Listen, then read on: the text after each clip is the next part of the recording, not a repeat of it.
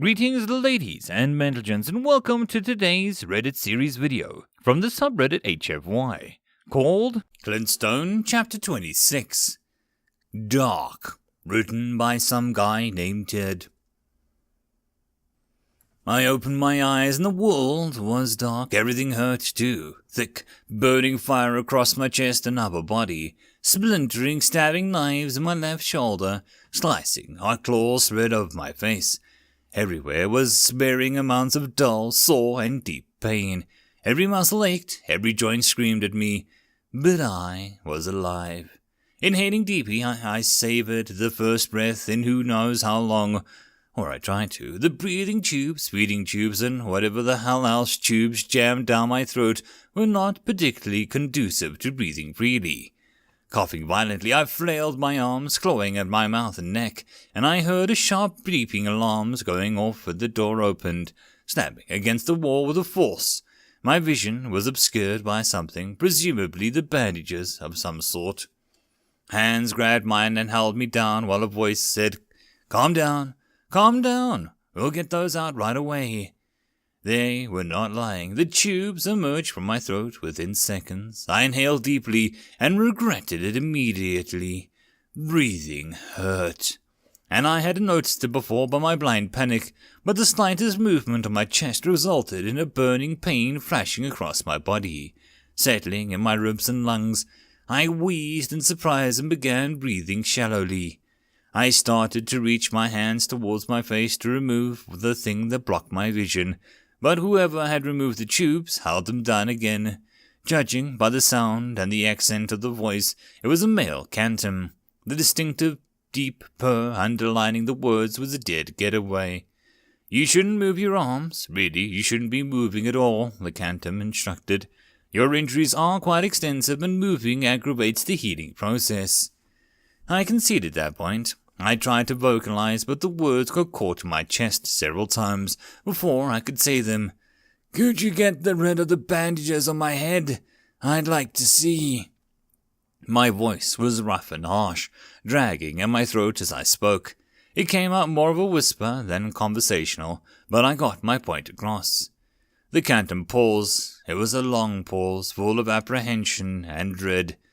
"Sir, there are no bandages on your head," he faltered, more cautious. "Your injuries, they weren't just your body. I'm afraid your eyes are gone." He continued to speak after that, but I couldn't hear a word. I just lay there in a stunned silence. I was blind. Of all the senses, the one I relied on the most was my sight. Not having a smell would only be an inconvenience, merely affecting small parts of my life. Without touch, I wouldn't be able to feel pleasure or pain or anything. It had its ups and downs. Should I lose my hearing, it would be difficult to adjust, but I could do it. Juhan used their hearing for a great deal in life, but one could manage without it. But being blind had scared me. I hated not being able to guide myself through the dark room, forced to rely on my touch to lead me around. Now my whole life would be that way, and I would never see another sunrise nor a beautiful face.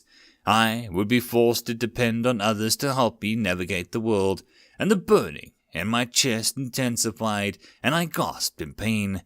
I realized I had been breathing heavier and faster in my panic. I heard a clink and a movement in my right when the Quantum said, "I've upset you, I can see. I'm going to put you under until someone who can help you better is available."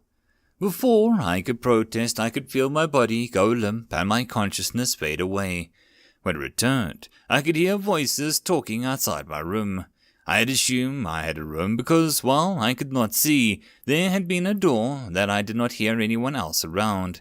The voices were indistinct and hushed, but I could recognize one of them. It was Clint Stone. Opening my mouth to call out, I found speaking was easier said than done. Well, in this case, I suppose it was neither, but regardless, it was near impossible. All I got out was a croak. When I attempted to raise my hands to rub my throat, I found that I could not move them. They were tied down, presumably for my protection, but the fact did not occur to me until I had ripped the restraints in an attempt to get free. I would not be bound again. The agony that blossomed in my shoulder quickly dissuaded that action. Bone grated against bone when I pulled my left shoulder, a reminder of the brutal beating that I had taken from the erg. He had slammed me to the ground, breaking every bone in the region of my shoulder. I inhaled sharply, remembering how the erg had stomped on my chest. That should have killed me. The last thing I remember before I blacked out was the sensation of my heart popping. The erg had killed me. There was no way that I could have possibly survived that. The stomp would have ruptured or shattered everything in my chest, killing me almost instantly. But I was alive, and everything hurt. Many things were broken, but I was alive. I shouldn't be. Unless I was imagining things. What if I was misremembering because of the trauma? I didn't know. I'd have to ask Clint what happened. No. Actually, Paul would be better to ask. He'd been there, but had he survived? Surely someone knew. My thoughts spun around and around in my brain, picking up speed. The door opening and a voice saying, "I understand, but you need to stay out here while I explain the situation." It was the other voice, the one who had been talking to Clint. Presumably this was a doctor or someone similar, and they had told Clint to stay outside, which is why I only heard one person moving about in the room, walking with a slight drag of their foot. I could hear them stop by my side, and I could hear them tapping their fingers on glass, as they manipulated what was likely a display on the humming machines in the room. "Get me out of these things," I forced, shaking my wrists. I tapped, stopped. "I can't, I'm afraid. You need time to heal, and moving will not help you," said the being at my side. His voice, I could tell it was a male, sounded vaguely familiar, and he spoke in that cool professional tone that all doctors had. You shouldn't even be awake right now. McCann should have given you enough to knock you out for another few hours." The tapping resumed on the screen, and I grew impatient. "I won't move, I promise. Just get me out of these things." My voice must have sounded desperate because the doctor sighed softly before loosening the restraints on my wrists. "Don't move," he admonished, tapping my arm slightly to emphasize the words. "What do I call you, doctor?" I asked. I would get straight to the point, but I was not going to just refer to him as doctor for the rest of the conversation. Besides, it was polite, and it always paid to be polite when people in charge of feeding you. "It's Bahones, TEDx, didn't you?" He trailed off before finishing what I assumed was, "Didn't you recognize me?" Being blind was going to take a lot of getting used to. He cleared his throat, obvious of embarrassment. "Since you're awake, I might as well bring you up to speed with your situation." He inhaled, and the sound of his fingers scraping on my skin followed. I could guess he was scratching his chin or cheek. "Firstly, I have every reason to believe that you will recover from your injuries from what I've seen of you in the past. You're a tough bastard, and you don't stay down for long. I think you'll get no less than 70% function back with proper therapy, but it's entirely possible for you to regain function in a few years. I expect you to start therapy within a week, assuming no complaints. As for your current condition, you've been in a coma for nearly a month now. It was touch and go in the beginning, but you stabilized quickly enough. The major areas of concern are your chest and shoulder. Nearly every structure, organ, bone, and muscle were either pulverized or shattered, with the exception of your heart and lungs. I can't explain it, but they were in a perfect condition when you were admitted. Now—" "Hold on," I croaked, half holding up a hand before remembering not to move. "Are you telling me that the blow to my chest damaged everything else, but managed to miss both my heart and lungs?" There was a moment of silence before Bahones said, "Yes, that is what I'm saying. I've never seen anything like it, and I've been treating patients for nearly 30 years now.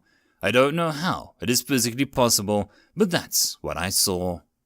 I grunted in puzzlement before telling him to continue. "Your shoulder was completely destroyed, requiring us to replace it with a metal organic construct, which should function entirely like natural after the tissue and tendons reknit. Your chest is more complex, and we've yet to have a chance to fully repair it. Instead, we've implanted an artificial framework which will serve as a mold for your muscles and other organs to repair themselves from. Your ribs and sternum are also attached to this framework, and they appear to be healing quite nicely. Several of your organs were ruined beyond repair, and we've given you new ones, which seem to have taken well enough. We'll still have to monitor for signs of rejection, but after this long, it is unlikely." He paused again, then the scratching noise followed. "Your eyes? Well, I'm sorry to say that we can't do anything to help with those. They were too damaged to save, and we've removed them to prevent infection. As soon as the surrounding area has healed, you'll be fitted with replicas. We've stitched up your face and have had basically healed now. Only a few scar lines here, and here." He drew his fingers across my face as he said so. Once across my forehead, straight across my eyes, and just above my chin. Those were rather deep, but they healed rather quickly. "Do they look badass at least?" I asked, hopefully. It was going to be blind for the rest of my life. I might as well look good. Not that I'd ever been able to see them. "That they do. Your scars will fade to a pale white, as opposed to the bright red that they are now. And I think that those will give you a hardened badass look." I chuckled at that, moving my chest hurt, but they couldn't stop me. My chuckles quickly turned into sad laughter, which dissolved into sobs. Interestingly enough, even though I didn't have eyes, I could still cry. I felt the comforting hand on my undamaged shoulder, and I heard Bohone say, "I'm sorry about this. I wish it could be different, but at least you're alive, right?" I nodded half-heartedly. It really felt like my life was over. I'd be dependent on others for the rest of my life, and I could never go with Clint on his adventures or fight alongside him. I was next to useless as I was. Bohone's voice came near the door. "I'm covered everything that I need to for now. Do you have any questions for me?" I couldn't think of one that I could answer. I shook my head. "All right," he said. "Clint is waiting outside, and he'd like to talk to you. Should I let him in?" I sniffed and wanted to wipe the tears away from my face, but I obeyed Bohone's order and didn't move my arms. "Yeah, go ahead." The door creaked and I sensed a large body rush through it. A tremendous thumps were very evident that Clint bounded towards me across the room. I thought I heard a faint chuckle from Bohone's as he left, but I could not be sure. I could hear an uneven hitching breathing from Clint Stone. I could tell that he'd been crying, but I couldn't see any evidence. A silence filled the room as Clint stood next to me, unmoving. I could hear his breathing, but that was only the noise in the room, besides the constant humming of the machines that kept me alive for weeks. "So," I started, the words harsh on my lips, "I guess—" "You stupid, moronic, imbecilic fool!" Clint interrupted me, speaking as if I wasn't even there. His voice was forceful and hushed. A thunderous boom set at hospital levels. "What were you thinking fighting 3 Urg on your own?" He wasn't really mad at me. I could imagine his face was contorted in a stern, disapproving look that he had, but his voice displayed none of it. His words were full of fear, relief, and happiness in equal measure. There was also an undercurrent of sadness, but I wasn't sure why. I rolled my head towards where he was, standing or sitting, and I couldn't tell.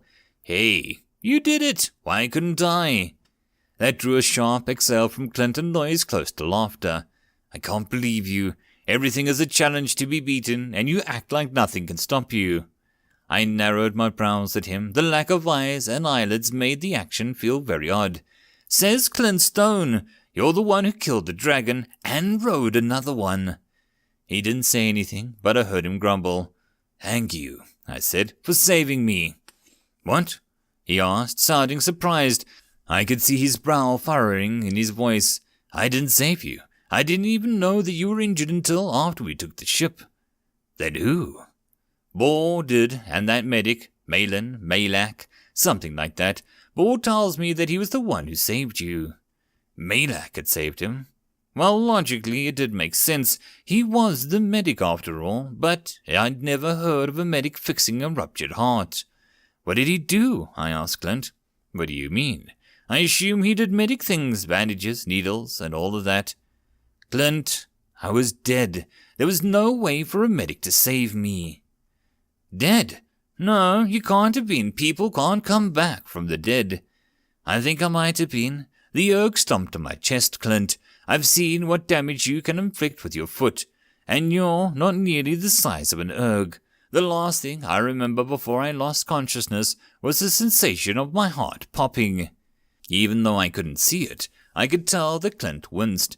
You ever had the heart popped? I continued. I know what it feels like. I was dead. Someone or something brought me back.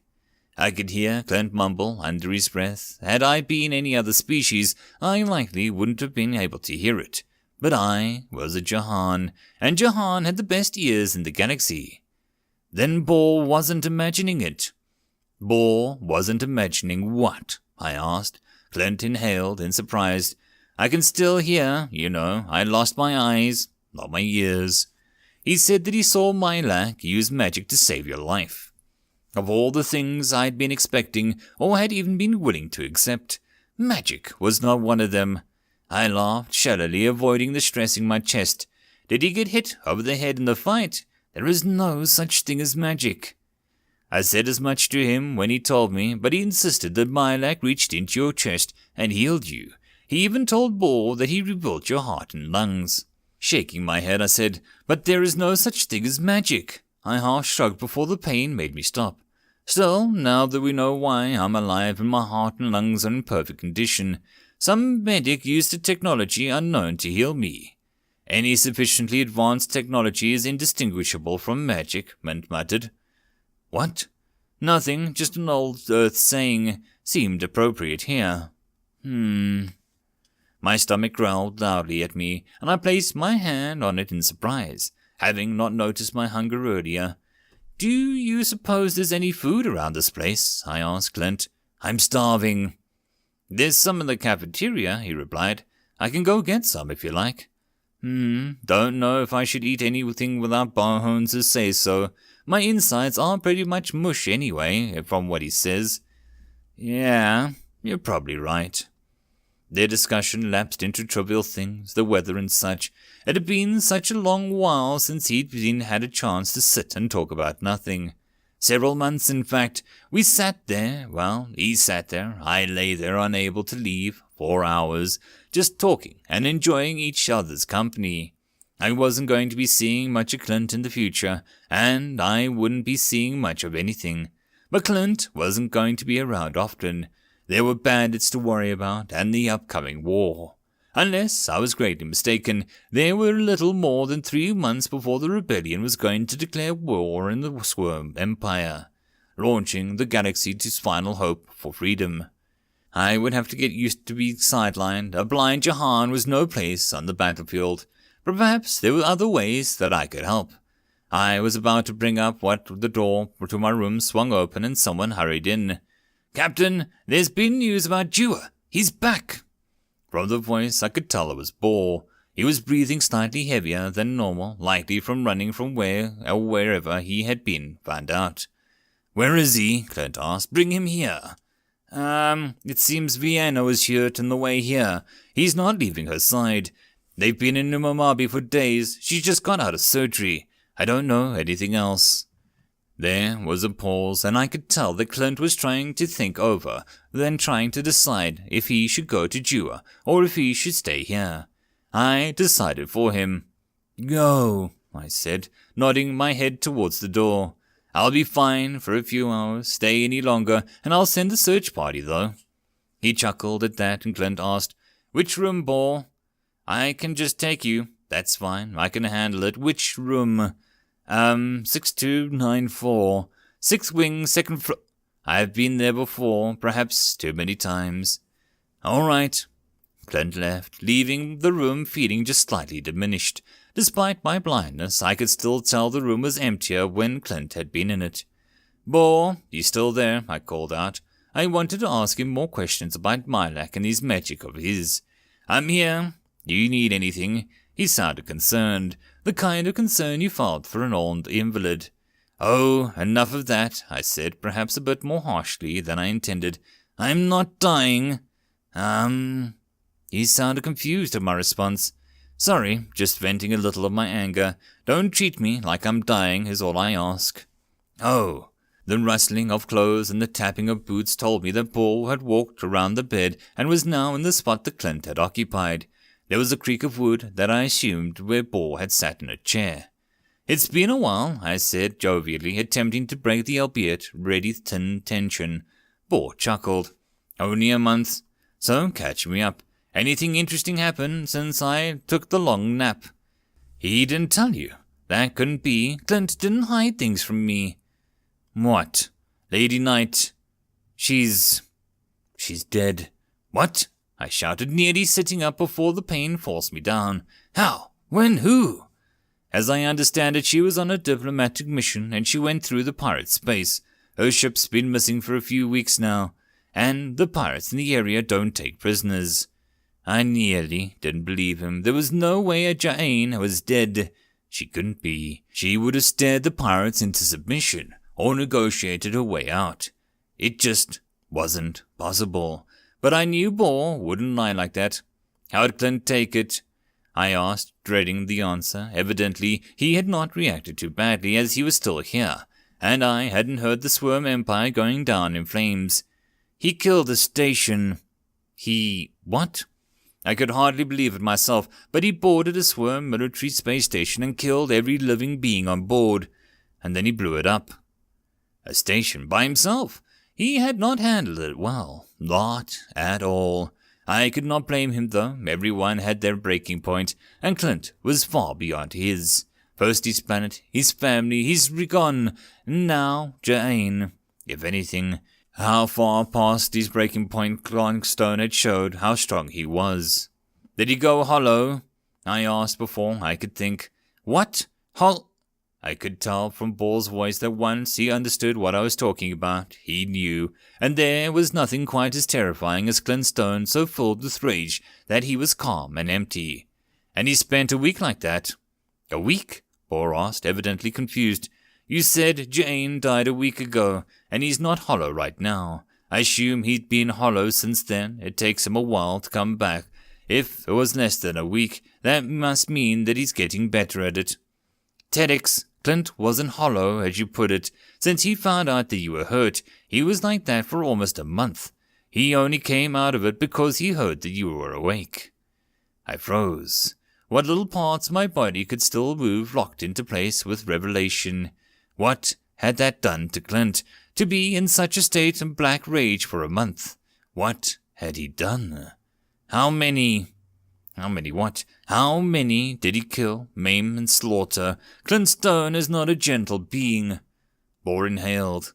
"I do not know. The last count was 4 frigates, several FOBs, and a station." "Ye gods! And all of that except the station was a direct result of my being in a coma. What would he have done if I died?" That reminded me of a question I'd wanted to ask Boar in the first place. "How am I not dead?" I asked Boar. "What did my luck do to me?" I don't know, really. All I know is that your chest was a pile of mush, and he put his hands on you, and then, poof, you were alive again. If he could heal my heart and lungs, why didn't he heal the rest of me? The part was still unclear. If I was going to bring someone back from the dead, I wouldn't have brought them back to the very edge. I'd have made sure that they survived. He said something about it being difficult, and how he hadn't done it in centuries. I'm not sure what that meant. Wait, he talked to you? What else did he say? The chair creaked under Boar as he shifted. I think that was about it. Wait, he said something about someone giving you your regards. Who? Give me regards. Who did Mylak know who would pass on a message to me? I can't remember exactly who or what. Got it. He said, if he wakes up, tell him Grixax sends his regards. Do you know a Grixax? I felt my jaw drop. If the skin and muscles on my face had been any weaker, I think my jaw would have fallen off. You could say that, I said slowly, getting the shock to wear off. Grixax Jakku is my father. End of chapter.